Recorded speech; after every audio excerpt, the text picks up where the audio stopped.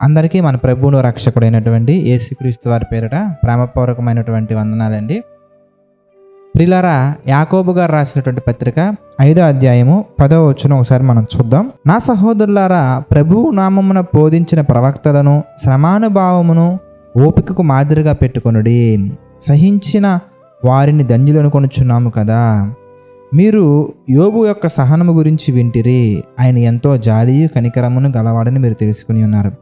ప్రియులారా, సమస్యల్లో ఉన్నప్పుడు, శ్రమల్లో ఉన్నప్పుడు ఆ శ్రమల యొక్క అనుభవాలు మనం నేర్చుకునే ప్రయత్నంలో భాగంగా ప్రవక్తలను, ప్రభువు నామమున బోధించిన ప్రవక్తలను మాదిరిగా పెట్టుకోనమంటున్నారు. మరి మాదిరిగా పెట్టుకుంటే ఏమవుద్ది అనగానే, శ్రమల్లో ఉన్నప్పుడు మనం చేసే ప్రార్థనకి, కష్టాలలో ఉన్నప్పుడు మనం చేసే ప్రార్థనకి, వారు చేసినటువంటి ప్రార్థనకి చాలా వ్యత్యాసం ఉంటుందండి. ప్రియులారా, ప్రార్థన ఎంత పవర్ఫుల్ అయ్యా అంటే ఆకాశములో నుంచి వర్షాన్ని తప్పించగలదు, రప్పించగలదు. సూర్యుని నడిపించగలదు, నడిపించకుండా చేయగలదు. అలాగే ఎంత పవర్ఫుల్ అంటే మనం బైబిల్లో చూస్తే ఎన్నో గొప్ప సూచక్రియలు కానీ, అద్భుత కార్యాలు కానీ మనం గమనించవచ్చండి. అంటే అంత పవర్ఫుల్ ప్రేయర్ మరి మన జీవితంలో ఎందుకు ఫలించట్లేదు అనగానే, మన ప్రార్థనలో సరిచేసుకోవాల్సినవి కొన్ని కాదు, చాలా ఉన్నాయి కనుక. మరి శ్రమల్లో ఉన్నప్పుడు, శోధనల్లో ఉన్నప్పుడు, లేదంటే కష్టాలలో ఉన్నప్పుడు మరి ప్రభువు నామమున బోధించినటువంటి ప్రవక్తలు కానీ, ఆయన చిత్త ప్రకారం నడుచుకున్న వ్యక్తులు కానీ ఎలా ప్రార్థించారు అనే విషయాలు మనం ఆలోచిస్తే, ఈరోజు ఒక దైవజనుని ప్రార్థన మనం చూద్దామండి. ఆ ప్రార్థనలో కొన్ని పాయింట్స్ మనం జాగ్రత్తగా ధ్యానించినట్లయితే, మనం కూడా అలాగా ధ్యానించి వాటి ప్రకారం నడుచుకున్నట్లయితే మన జీవితంలో కూడా ఎన్నో అద్భుతమైనటువంటి కార్యాలు మనం చూడొచ్చు.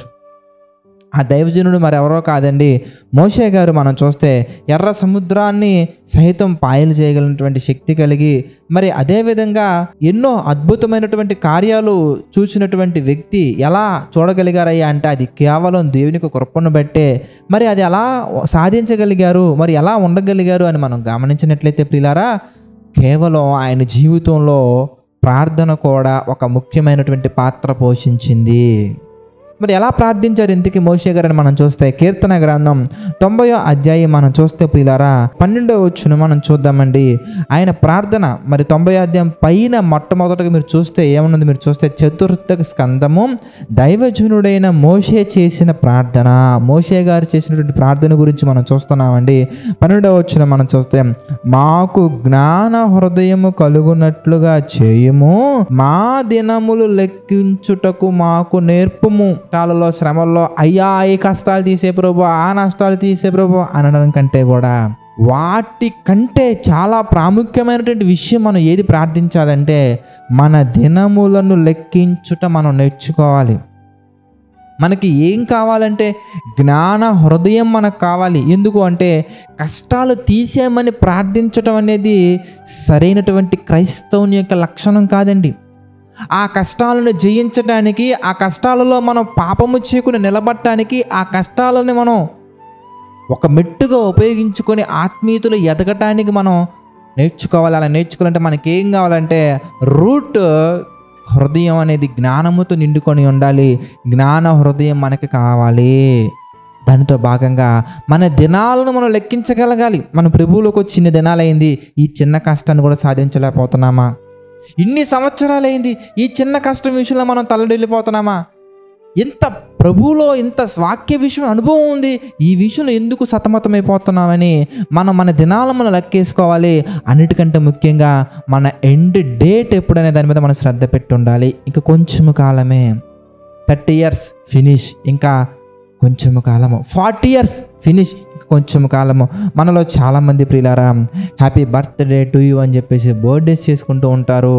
ఆ సమయంలో కేకులు రాసుకొని, డ్రింక్స్ తాగేసి, పిచ్చి పిచ్చి ఫొటోస్ దిగి, పిచ్చి పిచ్చిగా మరి సోషల్ మీడియాలో షేర్ చేసుకుంటూ, మరి క్రైస్తవులుగా పిలువబడుతున్నటువంటి వారే ప్రారంభంలో మాత్రం ప్రార్థన చేసుకుంటారండి, కుటుంబ కూడిక పెట్టుకుంటారండి.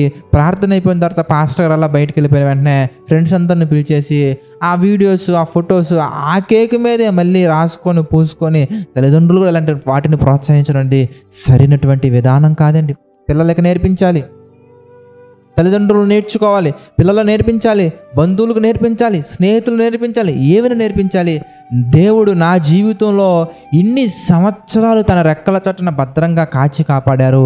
ఇంకా నాకు కొన్ని దినాలే ఉన్నాయి. ఈ కొన్ని దినాలలో నేను జ్ఞాన హృదయం కలిగి ఎలాంటి శోధనలు వచ్చినా, శ్రమలు వచ్చినా, ఇబ్బందులు వచ్చినా, ఇరుకులు వచ్చినా, ఎలాంటి పరిస్థితుల్లో కూడా నేను జ్ఞాన హృదయం కలిగి ప్రతి ఇబ్బందిని, ప్రతి పరిస్థితిని ప్రభు చిత్త ప్రకారంగా ఎదుర్కొని అనేక మందికి మాదిరిగా నిలబడాలి. నేను మాత్రమే కాదు, మీరు నిలబడాలి, మనందరం నిలబడాలని ప్రభు యొక్క నామాన్ని మనం బోధించగలగాలి, ప్రభు యొక్క కీర్తిని మనం చాటగలగాలి.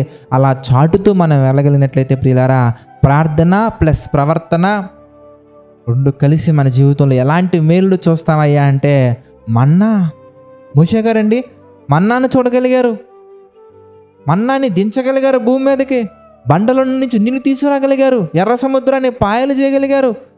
ఈజిప్ట్ కంట్రీలో ఫరో దగ్గర నుంచి కింద పనిచేసే బానిస వరకు ప్రతి ఒక్కరికి కూడా ప్రభువు నామాన్ని క్రియల్లో చూపించి దేవుని మహిమ కీర్తి తీసుకొచ్చారు.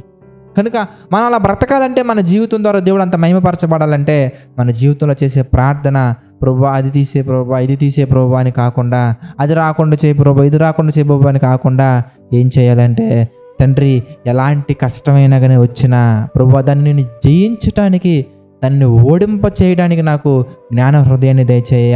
అదేవిధంగా తండ్రి నా దినములను నేను లెక్కించుకొని ఇప్పటి వరకు నేను ఏం చేశాను, ఇంతకుముందు ఏం చేయాలి అని ఒక ప్రణాళిక వేసుకొని ఆ ప్రణాళికను ప్రభువా ప్రార్థన ద్వారా మీ చిత్త ప్రకారంగా మా తండ్రి చేయడం నాకు శక్తిని దయచే ప్రభువా అని మన ప్రార్థన అనేది దేవుని చిత్త ప్రకారంగా దేవునికి అనుకూలంగా చేయగలిగితే ఎన్నో అద్భుత కార్యాలు మన జీవితంలో మనం చూడొచ్చు.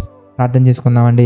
సకల ఆశీర్వాదములకు కారణభూతులైన మా తండ్రి, అనేకమైన విషయాలు మాకు తెలియజేసి మీ చిత్త ప్రకారం నడిపిస్తున్నందుకు కృతజ్ఞతాస్తుతులు చెల్లించుకుంటున్నాం తండ్రి. మమ్మల్ని దీవించండి, ఆశీర్వదించండి, బలపరచండి తండ్రి. ఇంకా ఎన్నో విషయాల్లో ప్రభువా మీకు చిత్త ప్రకారం మాత్రం నడుచుకొని మీ నామానికి మహిమకరంగా మాత్రం మేము నడుచుకుంటూ ముందుకు సాగట్టుకు మాకు సహాయం చేయండి తండ్రి. తండ్రి ఆర్థిక, ఆరోగ్య, మానసిక సమస్యల్లో, పరిస్థితుల్లో మా తండ్రి కురింగిన ప్రతి ఒక్కరిని మీరు జ్ఞాపకం చేసుకోండి. ప్రతి ఒక్కరికి తండ్రి మీ కృప తోడుగా ఉంచి నడిపించండి. మీ చిత్త ప్రకారంగా బలపరచండి, ఆదరించండి తండ్రి. నమ్మకంగా యథార్థంగా పరిచర్య చేస్తున్న వారిని, వారి కుటుంబాన్ని, వారి పరిచర్యను మా తండ్రి దీవించండి. ప్రభువా జేసీ చిచ్చు ద్వారా జరుగుతున్న పరిచర్యను మా తండ్రి మీ చిత్త ప్రకారంగా బలపరచమని, దీవించమని, ఆశీర్వదించమని తండ్రి. సమస్త మహిమ, ఘనత, ప్రభావాలు మీకే చెల్లించుకుంటూ ప్రతి ఒక్కటి తండ్రి మీ చిత్త ప్రకారంగా మా అందరి జీవితంలో జరిగించమని వేడుకుంటూ, ప్రభువా సమస్త మహిమ, ఘనత, ప్రభావాలు మీకే చెల్లించుకుంటూ మా ప్రభువును రక్షకుడైనటువంటి యేసుక్రీస్తు వారి పేరిట ఈ ప్రార్థన అడిగి వేడుకొనుచున్నాము తండ్రి. ఆమేన్. అందరికీ వందనాలండి.